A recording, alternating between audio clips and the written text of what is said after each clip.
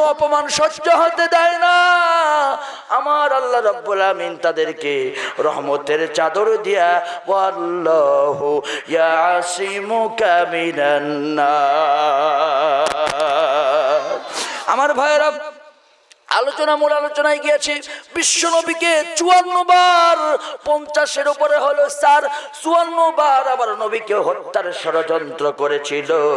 আবার বিশ্ব নবীকে কাবার ভিতরে আমার নবী নামাজের ভিতরে শুয়ে নামাজের ভিতরে সেজদা দিয়েছেন। এবার আবু জেহেল পচা উটের নারী বলি আমার বিশ্ব নবীর মাথার উপরে চাপায় দিয়েছিল নবীর মেয়ে হযরতে ফাতেমা রাদিয়াল্লাহু তাআলা আনহা দেখে আমার বিশ্ব নবীকে উদ্ধার করেছিলেন। বলেন তো হেফাজতের মালিক কে? আমার নবীকে যতই চক্রান্ত করুক না কেন, বেঈমান ব্লগাররা আমার বিশ্ব নবীকে নিয়ে যত চক্রান্ত করুক না কেন, আমার নবীর চরিত্র নিয়ে যত কথা বলুক না কেন, রংপুরের মাটিতে হিন্দুর বাচ্চা আমার বিশ্ব নবীকে নিয়ে কথা বলল, যতই বলুক না কেন, বলেন তো আমার নবীর সম্মান কি ক্ষুণ্ণ হবে? ওয়ারফা'না লাকা যিকরাক ফাইন্না মা'আল উসরি ইউসরা।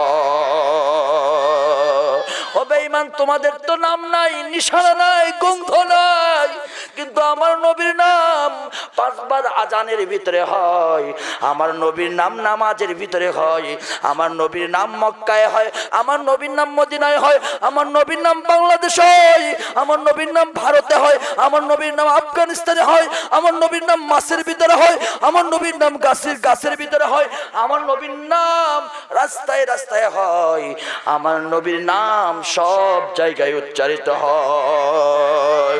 চলে বলেন তো নবীর সম্মান দিয়েছেন কে? 54 বার হত্যার ষড়যন্ত্র করলাম, পারল না। আমার বিশ্ব নবীর জন্য একটি গর্ত পর্যন্ত খুঁড়েছিল আবু জেহেল, কিন্তু পারে নাই। শুধু তাই নয়, আমার নবীর গলায় ফাঁস দিতে চেয়েছিল। আমিও বলবো, নবীর গলায় যারা ফাঁস দিতে চেয়েছিল ওদের নাম হলো আবু জেহেল, ওদের নাম আবুল হাকাম ছিল। মুসলমান শুনে যান, নবীর উত্তরসূরি আল উলামা ওয়ারাসাতুল আম্বিয়া, মাঝে মাঝে দেব ভাসুরের নাম ধরতে হয় না? ধরতে হয়। দেবরের নাম নাকি ভাসুরের নাম ধরতে হয় না ভাই? শরম লাগে, হয়তো গ্রামের কথা শরম লাগে, নাম ধরবো না কেন, তবে বলবো আল উলামা ওয়ারাসাতুল আম্বিয়া হাদিসটা যদি সত্য হয়ে থাকে, তাহলে আলিম উলামার গলায় যারা ফাঁসির রশি ধরায় তা আবু জেহেল। কথা বলে ঠিক কি না? আমার প্রিয় মুসলমান বন্ধুগণ, আমার কি শোনাবো, কোন দিকে যাব? আমার ভাইরা এমন লাইন বের হয়েছে, আলোচনার লাইন। আমি বলবো, আমার গলায় যে গামছাটা দেখছেন, এটা হচ্ছে আমার ভাইরা গুলিস্তানের ময়দান থেকে কিনা। আমার ভাইরা 500 টাকা দাম নিয়েছে, কিন্তু বিশ্বনন্দিত মুফাসসিরে কোরআন, আমি বলবো আল্লাহর কোরআনের পাখিদের গায়ে হাত দিও না, কোরআন বিদ্বেষীরা আল্লাহর কোরআনের গায়ে হাত দিও না, ভালো হবে না, ভালো হবে না, ভালো হবে না। কথা বলেন ঠিক কিনা? বাংলাদেশে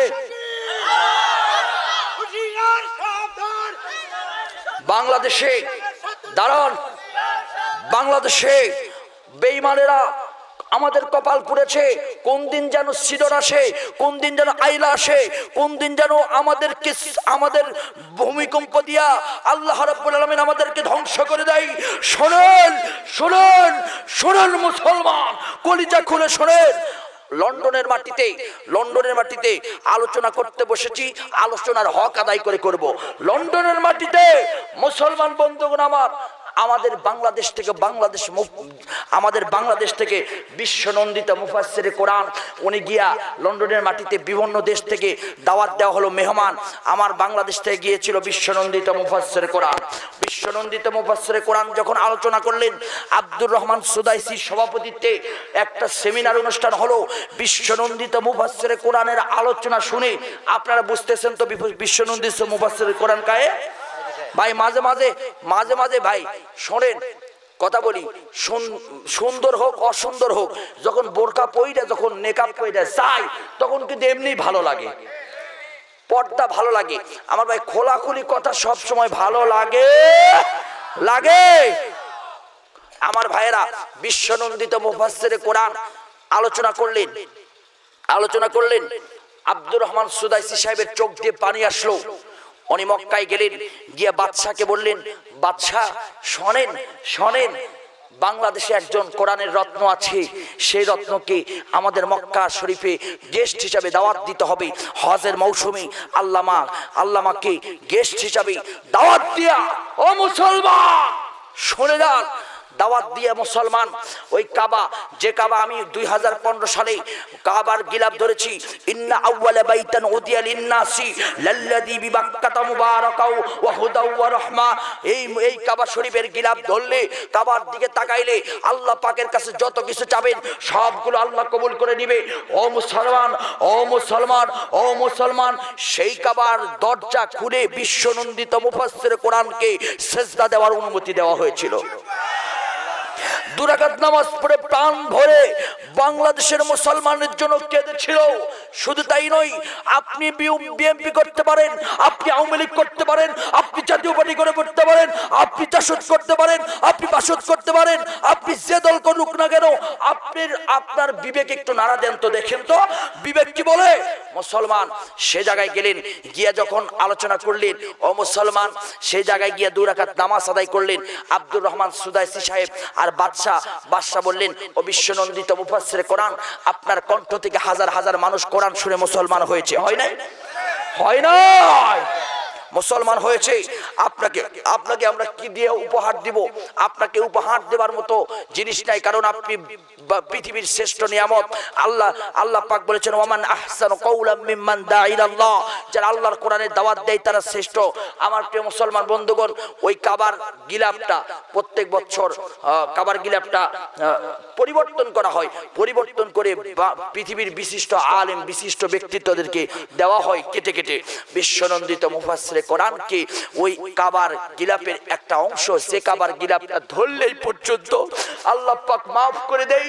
যে কাবার গিলাফ ধরলে আল্লাহ রাব্বুল আলামিন মুসলমানের জীবনের গুনাহ মাফ করে দেয়, সেই কাবার গিলাফের একটা অংশ বিশ্বনন্দিত মুফাসসিরে কোরআনের গলার ভিতরে ঝুলাই দেওয়া হয়েছিল।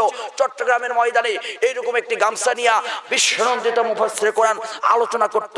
ওটা দুনিয়ার কোন গুলিস্তানের ময়দানের কাপড় নয়, ওটা আল্লাহর কাবার কাপড়।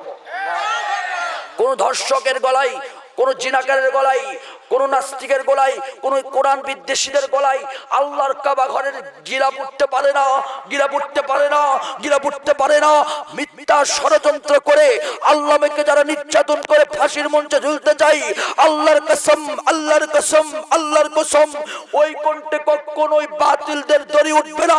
যে কোণটা আমার বিশ্বনবী আল্লাহ রাব্বুল আলামিনের কাবার গিলাফের অংশ ঝোলানো হয়েছে, ওই গলায় কখনোই অপমানের গ্লানি উঠবে, যেটা বলেন উঠবে। চক্রান্ত হয়েছিল ইলা ইয়াউমাল কিয়ামা, কিয়ামত পর্যন্ত চক্রান্ত হবে। টেনশনের কোনো কারণ নাই, চিন্তার কোনো কারণ নাই। আলোচনা চলবে না রেখে দিব?